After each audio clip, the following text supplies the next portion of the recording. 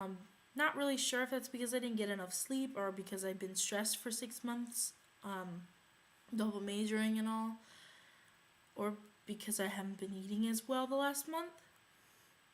I don't know exactly why. But for them, they don't care. They don't care why. They know they would not let me leave that office without a prescription for blood pressure medicine. And to be honest, that's really high. I mean, I was astonished. I could not believe what the number I saw. I was just floored. Uh, it kind of saddened me because, the last time I took it wasn't that long ago, and it was not that high. Um, but it's scary because your blood pressure doesn't need to be that high. So anyway, it's not a it's only a temporary thing, but my dad really is convinced I have sleep apnea, and he's probably right. And that's probably why my blood pressure is so high and why it has risen. Because he's listened to me snore and snore and snore, and then I stop breathing. He says, because he has sleep apnea, it runs in the family. And ever since he found out, which was about a year ago, he's been on that CPAP machine or whatever. I think that's what it's called. And it has made a significant change with his sleep, with his blood pressure, with his health overall. He feels rested finally whenever he sleeps. So he thinks that's one of the issues.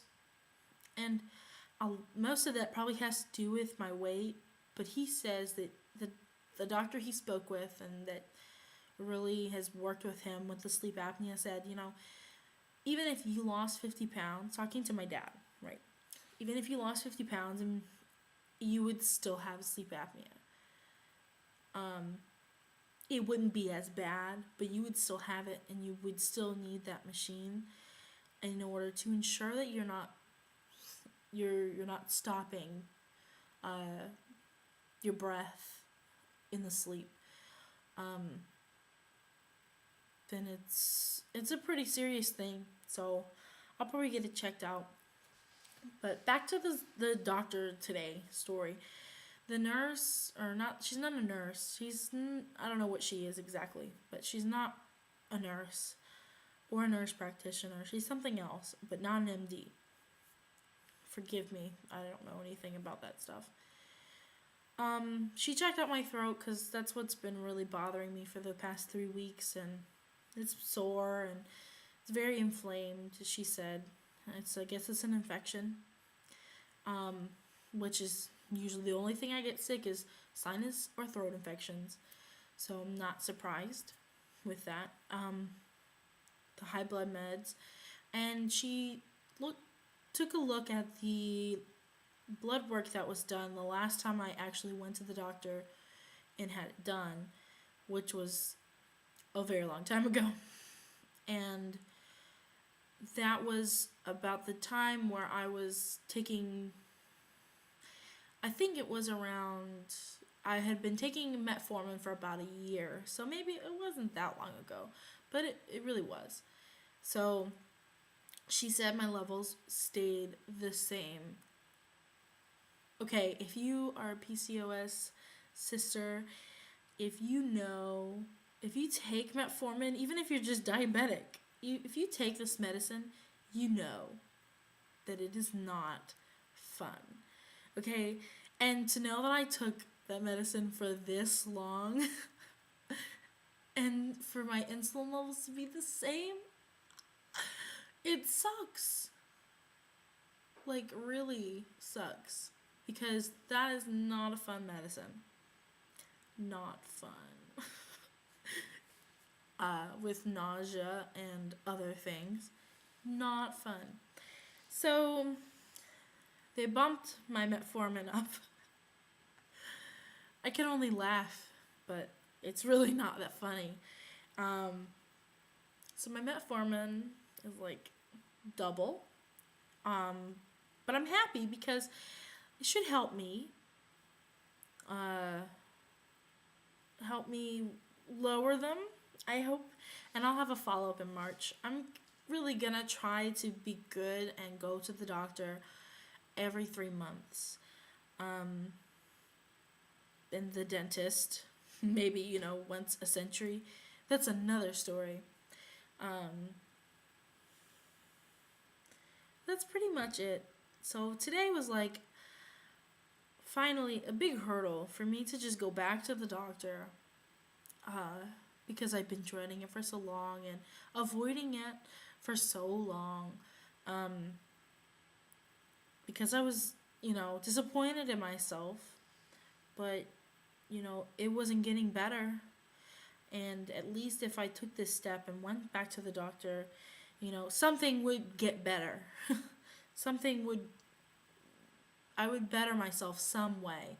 So it's better than nothing, in my opinion, because I'll lower my blood pressure, and that will help. At least that, and the insulin stuff should maybe help a little bit. And I have to go see a woman doctor, and that was what I was told. They said, well, you probably should do that since you're 20, almost 21. And also, they think that the best thing for me, because a lot of PCOS people, women, do the birth control and metformin. A lot of them do, not everyone, or Clomid and metformin, whatever. But I'm not trying to conceive, so, and that really should help, so I can have a cycle again. Because again, I was asked that question and was like,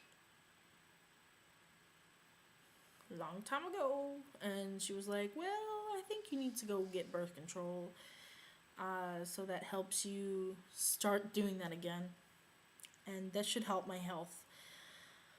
But I have to go find another doctor to do that, and find another medicine. I really, most thing that sucks is taking all this medicine. I'm going to be taking the metformin twice a day.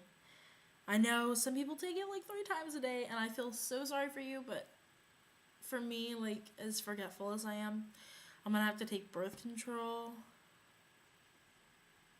the blood pressure medicine, and my metformin, and that twice a day. So it's like 4 pills daily plus like vitamins, and I'm just going to be popping stuff left and right. It's kind of crazy. And pretty forgetful, so we'll see how that goes. But see, I got my prescriptions. I know this is really long.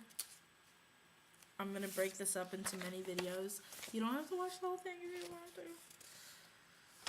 But yeah, so I kind of feel better doing this, because I know that I'm getting it out to someone, whether it's just to the people who randomly watch videos on YouTube. But I really hope that, someone finds help for this, or just to really find like a community to be a part of, and really start to